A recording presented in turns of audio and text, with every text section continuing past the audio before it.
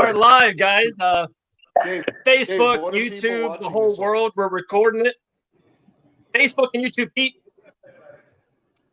We are absolutely live, so make sure you watch what you say. Oh, you can't hear me? There he is. I can't hear Dave. Can everybody else? There he is. What's up, guys? Yeah, he's live, Dad. What up, boss? Anderson Hutchinson, Sara McDonald, Taylor White, Chris Mixan, Jon Radford. How's everyone doing? Pretty good. Chilling. Pete White. I think he can hear me. Maybe not. Oh, man. We've been recording for 2 hours already, trying to make it work. But how's everyone doing, guys? How's everyone doing? This corona madness, John, the whole pandemic's been hard on everyone, especially Jim. Hey, go tell Dad to come on. I'm going to take Pete off of it. I'm just But how are you guys doing with the whole gym and everything with the corona pandemic? We'll start with Anderson and Sara. Oh, there you go. All right. Well, I still been training. I'm doing okay. Okay. I'm doing good. I'm still working and I'm still training. Not really training at all. How about you? Just because I work at the hospital, so I don't really want to bring in all that I'm exposed to the gym. But Right. I'll be back Monday. Well, that's very cool. And first of all, Sara, thank you so much for being at the hospitals and doing everything that you're doing. Really appreciate it. That's awesome. Has that been a hard choice to say, hey, I'm going this route, so it is going to be hard for me to train and be at the gym? Oh, most definitely. Because, I mean, Anderson goes every day, and I've just been doing my own stuff at home. So it's really hard. And then, coming off of the fight and having to sit home and dwell on everything and not be able to train is pretty rough. Right. But it's okay. I talked to Pete, and I'll be back on Monday. Very cool. Well, hopefully we can't wait for everyone to get back going. Jon Radford, Chris Mixan, you guys are in an undisclosed place we've never seen before. We don't know where you're at. Looks like you're getting in some work. How are you guys doing? We're doing good. We're just trying to stay busy. Under the radar.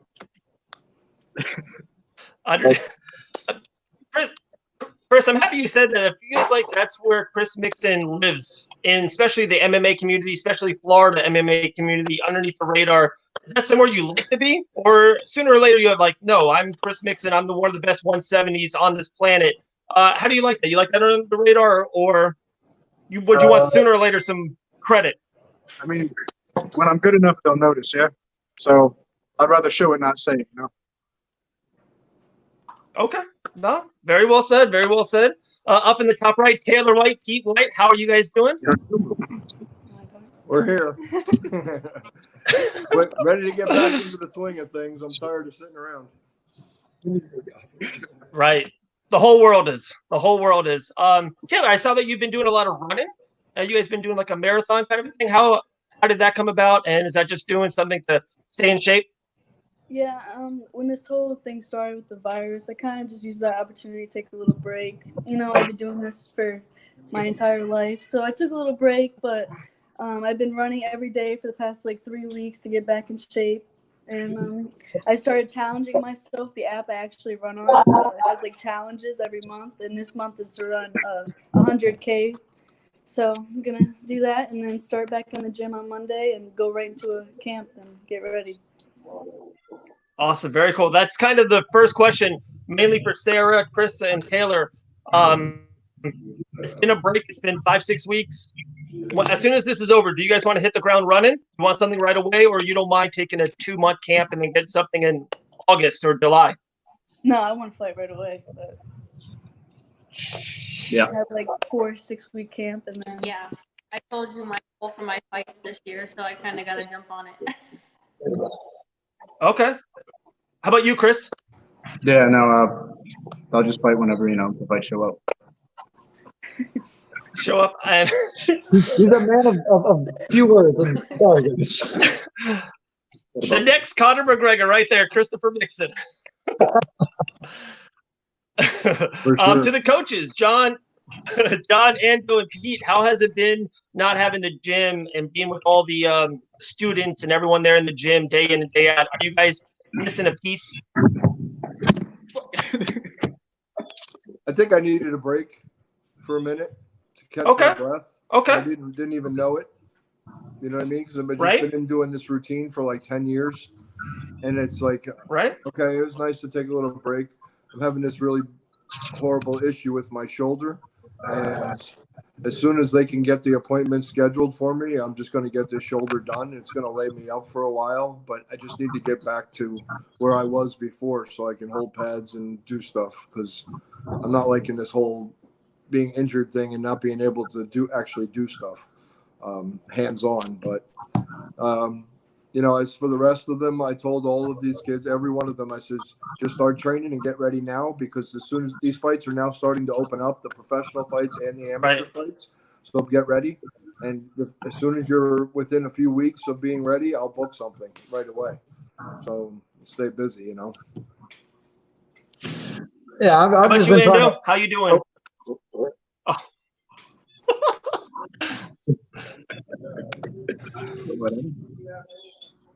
Anderson? I'm sorry, you guys are breaking off a little bit. What was the question? Just how are you doing with coaching and kind of being out of the gym and out rolling with a lot of the guys for the last weeks, month then?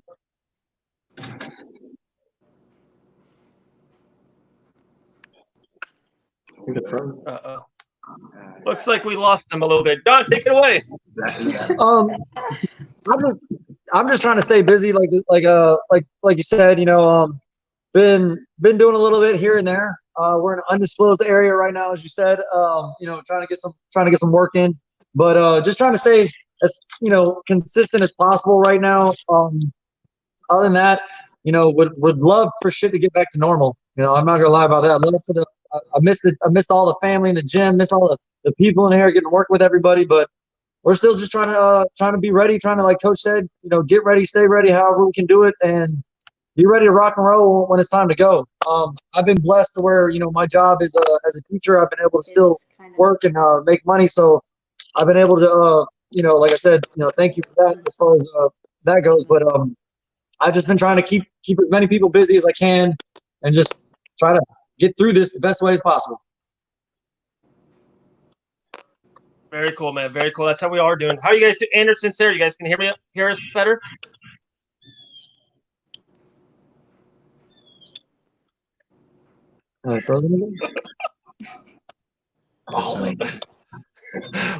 We tried with them. Come on, Ando, Sarah. I knocked him out. I took the left jab. I'm swinging. Okay, with us being in Florida, I think we have a huge advantage. Looks like there's some amateur shows popping off in the next couple of weeks. The UFC's coming in the next 2 weeks in Jacksonville. Titan FC at the end of the month. How do you guys feel like being here in a home state of Florida? I'm happy that Florida's stepping up and taking care of us, and at the moment taking care of the rest of the world as far as putting on MMA fights and stuff like that. I'm surprised boxing hasn't fallen into suit yet. It should have, the pro boxing and stuff. I got an email from USA Boxing last night that they're looking at a minimum of another 8 weeks before they do any amateur boxing. And then they'll make a decision then. Really? But they're already canceling the major tournaments that are in September, October, November already for the year. So USA Boxing is not looking very good at all right now, which is really disappointing because they have a lot of young kids that are ready to go, like Malik Yan and Kira Martinez and Taylor and Chris and these guys that can get some fights in, but it's right. It's frustrating, especially when I just paid all my dues to USA Boxing and spent a few $100. Right. Pete and John, why do you think that is? Why do you think that boxing is 2 months behind MMA?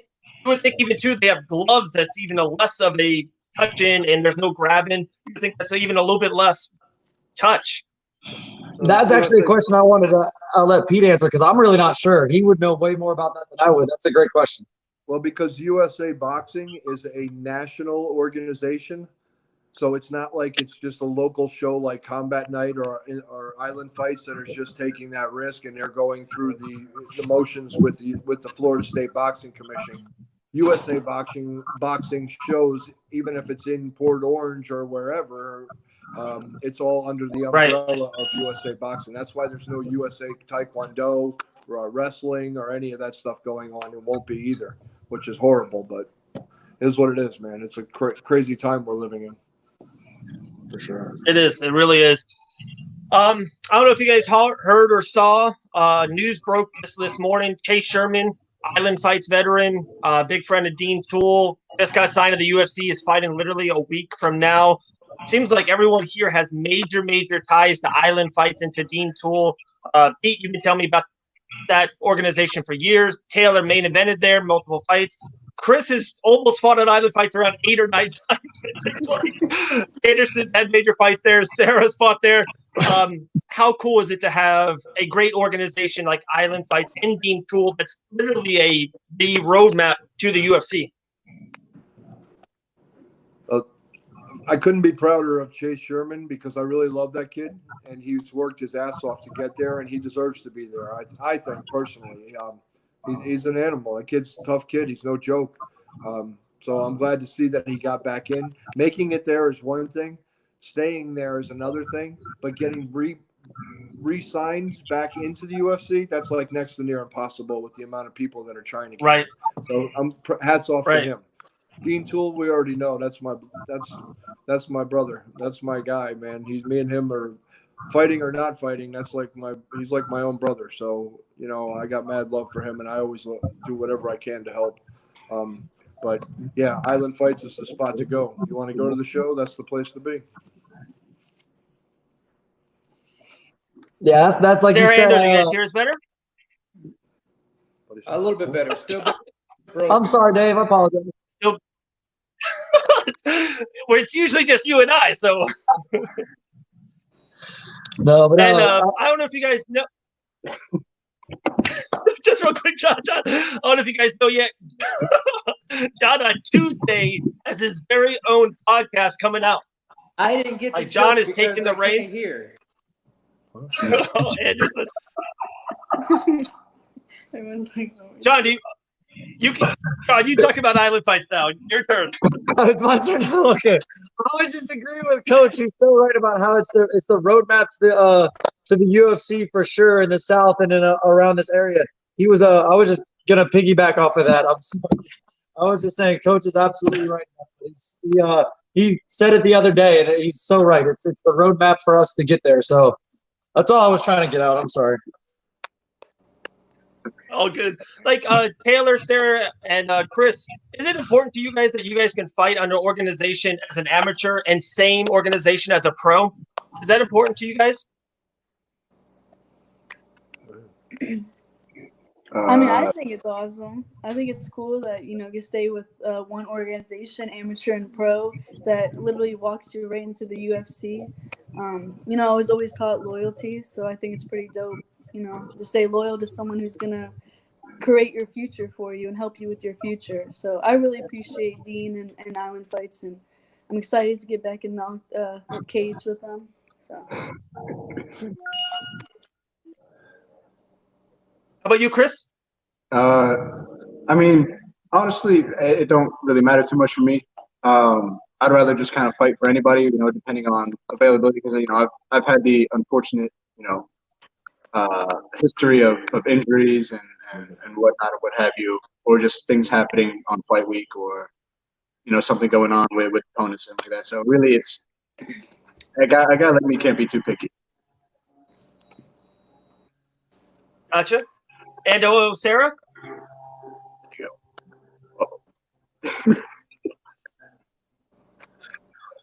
go. We're trying. I don't know. We're trying with them. We're trying. What I was going to talk about next is with UFC 249 and then the 2 shows after that. Can you pick out a couple of fights that you guys are super interested in all next week, all in Jacksonville, Florida? Is there something that you guys are really interested in the next 10 days for the UFC? Yeah, specifically. Oh, okay.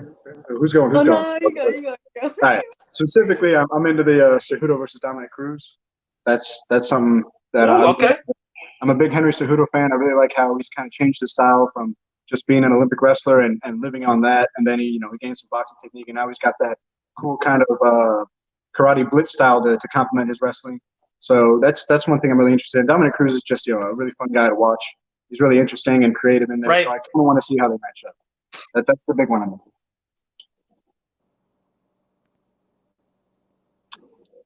John? Oh. Okay. How about you, Taylor? What are you looking into? I agree with Chris. I'm excited to see Henry and Dominic. I think that's going to be a really good fight. I would have to go with Henry on that fight, too. Okay. Really? I'd rather see Cruz win, to be honest with you. I can't stand Cejudo.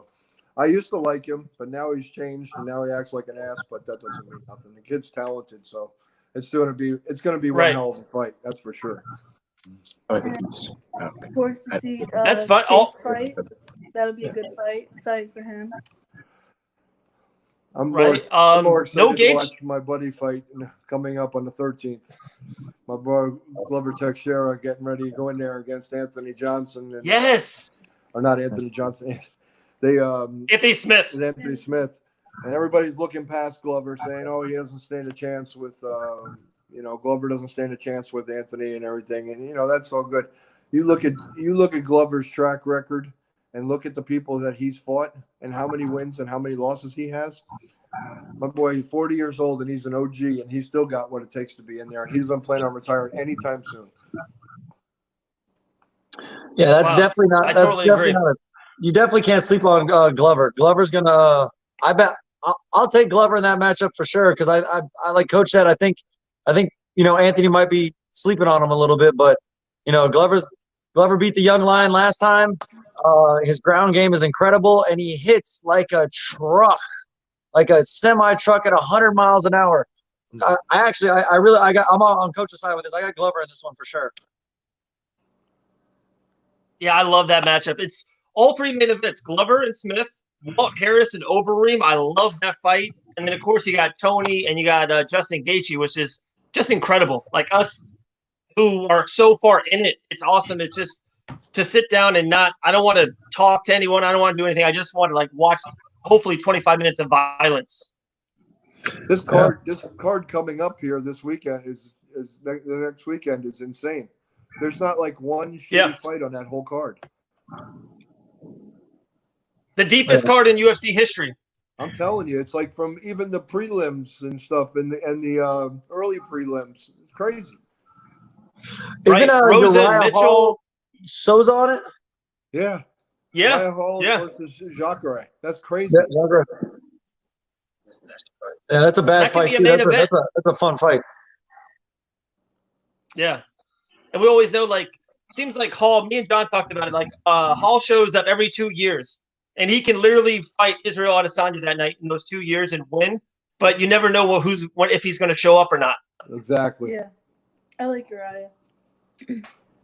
That's good too. How about what do you guys think? I'm really disappointed that Ferguson's fighting Gaethje. As much as that's a good fight and everything, Gaethje's not beating Ferguson, first of all. Second of all, the Russian should have got his ass on a plane and got over here. I'm sure they would have sent a single passenger jet over there to go pick him up and bring him to the fight. But once again, ducking Tony Ferguson. Agreed. I think Tony's going to beat Justin. I have Justin, just so everybody knows this. I'll take $1 on Justin this whole time. Anybody want $1 bet? I got $1 on Justin.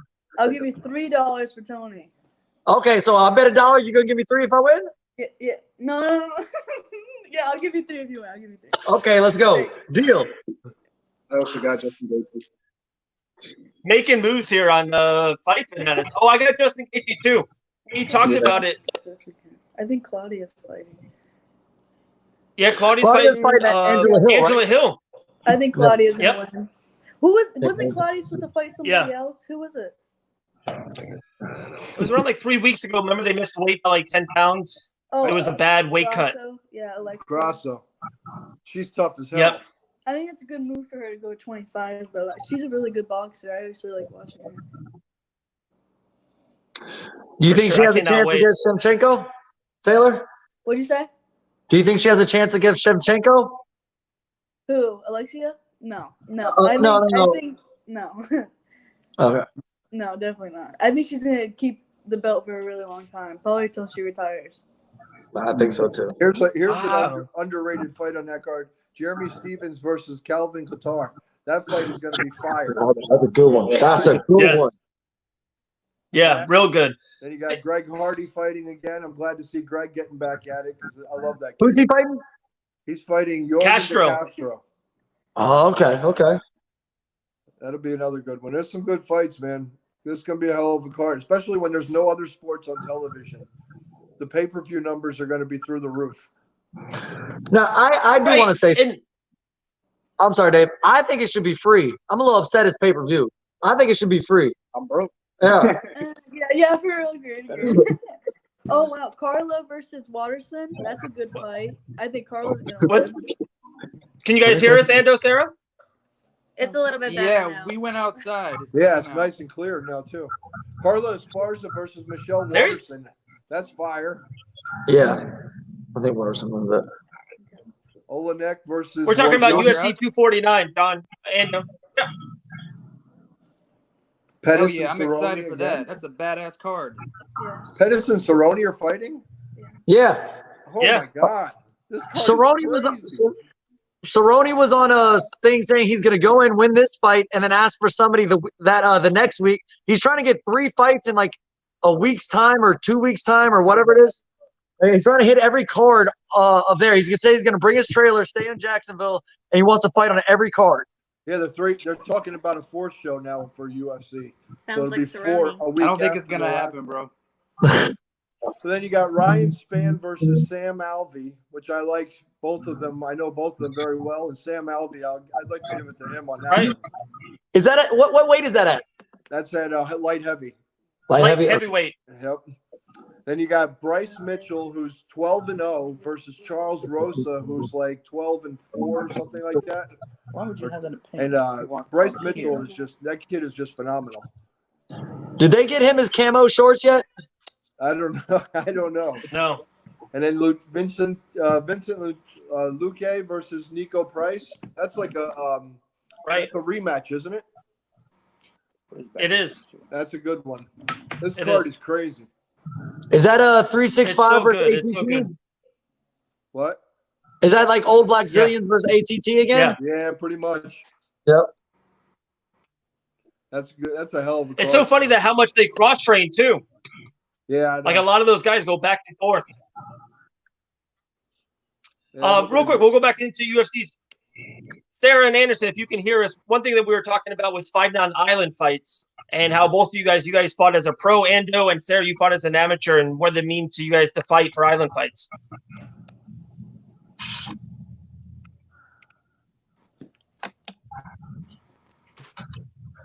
We tried. Not.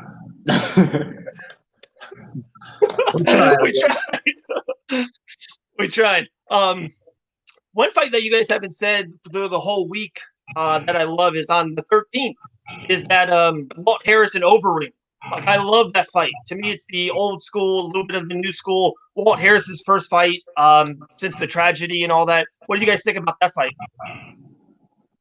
He's another great kid, Walt. I love seeing him. I think he's really worked his game and put a lot into it. So I think he's going to give Overeem big problems. I feel like you're like Overeem's now like Uriah Hall in a sense. Sometimes some fights he shows up and he looks like not really the old Overeem, but he looks like a really good Overeem still, and he's still got that potential. And then some fights he just lays back. It's a little bit different, and can be kind of like I want to say like pressured into making mistakes and things like that. So it's interesting. If Walt Harris comes out prepared, he could definitely take on Overeem. But if the old Overeem shows up, the man's a legend. You know what I mean? Absolutely. Like he'll get in there and start touching people up, and then he'll let the guard down. And he's too chinny now to do that kind of stuff, especially at heavyweight. Right, especially against Walt Harris.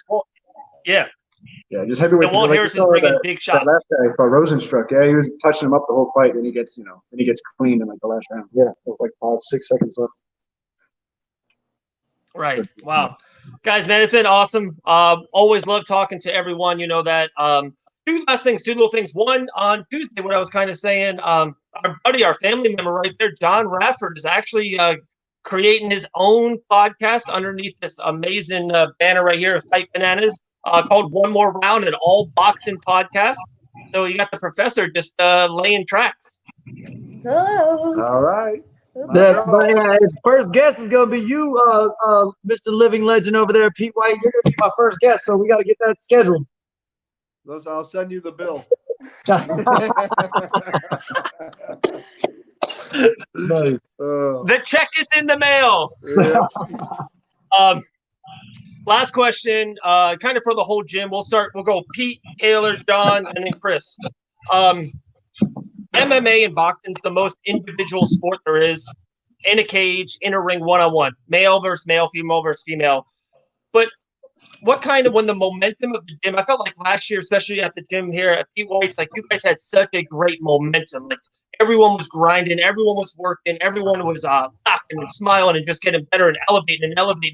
Do you guys feel that momentum, good or bad sometimes, in the gym that can really elevate people or can even almost take down people? Do you guys feel the momentum? Yeah, when it dies out, when you go into the gym and it's packed and everybody's sweating and working and putting in that time, that just motivates you to want to keep going. Then it's like it could be there for hours and hours. Just keep going, And then when you walk in and sometimes there's not, there's only a few people in the gym and it's slow and it's raining out and everybody's kind of just moping around and everything. It's like, all right, you know what? We'll come back again tomorrow and try it again. Even though you try to get stuff done and get things, everybody get a workout in, but it's hard. I'm having a struggle right now, like I said, with my shoulder and not being able to do too much anymore. So I'm struggling in my own head, feeling like I'm not being able to get anything accomplished, or I feel like I'm a third wheel or something. You know what I mean? So it's kind of making me struggle. So I need to get this shoulder fixed so I can find my momentum again. Right. How about you, Taylor? Going off what he said, like it is definitely, when you see a lot of people grinding and training really hard, it's extremely motivating. Like you see like John and Chris doing mitts together and you're like, all right, let me get in on that, or when me and Anderson are rolling, and him and Chris go, like it is extremely motivating to have people around. And I think there's a solid like handful of us that kind of motivate ourselves to go every day. Like you have John and Chris, me and Dad, Andy and Sarah. You have that strong team, and we all like care about each other and love each other and want to see each other. So it's extremely motivating, but it's also important to be able to motivate yourself to get up and do it, and then people will see you going out and hitting the bag for an hour and they're like, wow, all right, I need to set my game up. So it's extremely motivating, and I'm so excited to get back into the gym and start training again. Yeah, I think the most important about the whole thing is that we have a core. We have a nice core. You build a core, and as long as the core stays strong, you can expand from there. As long as you can rely on your core, you can be motivated from it, you can expand from there. I really think that's the biggest basis. And here at Pete White, we built a really good core. The three coaches are the fighters that are continuously competing. The young ones see them and the hungry lions coming up and the success we have. That builds the momentum. And I think one thing that we do really well here as a team and as a gym is, even if we stumble in a fight or two, we never go on what I would call a losing streak as a team. We never go on like places where we're just losing fights all the time or something like that, or we're 1-9 or 1-10 or something like that. We're able to always break it down, come back, humble ourselves, and get back to the hard work that we always look at. Do you know what I'm saying? And that has to do with the core that's built. And that was built from the beginning when I came here with Pete, and we had a core with Andy and all that. And then Taylor came, and now Chris here. And Dylan Radford, our little scrappy dude, man, he's part of the core as well as one of the coaches. And once you get that core going, you're able to kind of sit back and break it down and say, hey, it's all right. One little roadblock ain't nothing, but we're going to get back on the horse and get even better. And it really helps out that way. I think we do a really good job of being able to do that. And that's always motivating. That's always fun to do. And it's just a pleasure. Chris? Yeah, so a lot of things like the gym momentum, where there's like a string of things and things going really well for everybody around you. And like Taylor said, when you're seeing people train around you, and it motivates you sometimes. But also you got to be more introspective sometimes, where you realize, like, okay, maybe say Taylor's getting mitts and she's working hard, and I'll be like, oh man, I really want to get some mitts at that. But you just got to think about, is that really what needs to happen right now? Especially in times where everyone's fighting a lot and everyone's super active, they're trying to be super active, so everyone's training and the gym's packed. But it's also equally as important when that momentum dies down to be able to kind of break that down and go into isolation, really just, self-analyze and work on the things that you really need to work on. Because right now, there's no, like you said, these past few weeks, there's been no fights. Most people aren't really training, and that's really where you kind of get down to brass tacks and see, like, what am I really made of? Am I getting up and am I running? Am I still training on my own? Am I going to the house? Am I still stretching? Trying my kicks, all that kind of stuff. Because regardless if there's people or not, and if there's momentum in the gym or not, there's always room to improve, and you can take a lesson from anything. Right. You see other people doing things, and you want to, add that to your game, or you see people doing things that that you don't like, and you actively avoid that. You know what I mean?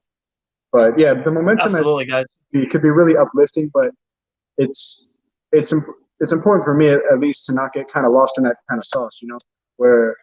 Because it sometimes, it does go the other way where, you have teammates that lose on the card. You got to shut that out and just, crack on and do your business. Wow, that's awesome. Guys, any last words? Throw out definitely some sponsors, Fusion CBD products. I know Taylor White getting a little bit of that. Don wearing that Warhammer Fightwear shirt. But Pete White, any sponsors, any plugs you want to get to? Let's hit him. Fight Bananas, always. Island Fights. Port Orange Pal Boxing. I have so many people that help out. You got Ann Still Nutrition. You got guys that just Donnie Walsh over there at Smyrna Beach Spine, who takes care of all of us, puts us all back together all the time, and always helping us out one way or another. There's just so many people that we can't turn back on. But the real people that we need to shout out to is all of the people that are our nurses and first responders and everybody else that's putting their life on the line. So right. They're the real heroes right now. Very cool, man. Appreciate you guys. Ando, Sarah, can you hear us at all?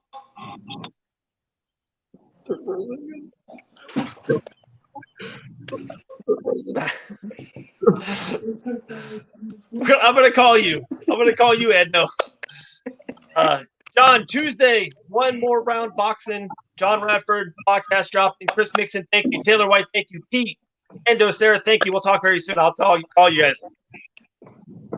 Bye. You're a jerk face, John. Love Peace. you, Andy.